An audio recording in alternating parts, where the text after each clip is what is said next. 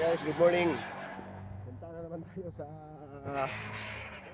tindahan ni or karinderya ni Aling Nining. Tingnan natin kung ano yung ulam na niluluto nila ngayon. Okay. Good morning, good morning. Mr. Junior.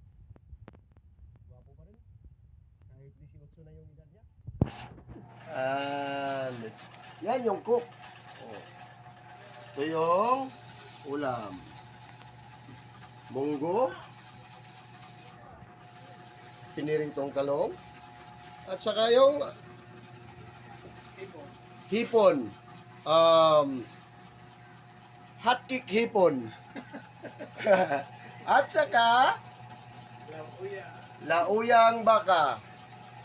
Oh, sa ngayon guys, maaga pa kasi guys. Kaya ito pa yung ano nila. Okay, bye.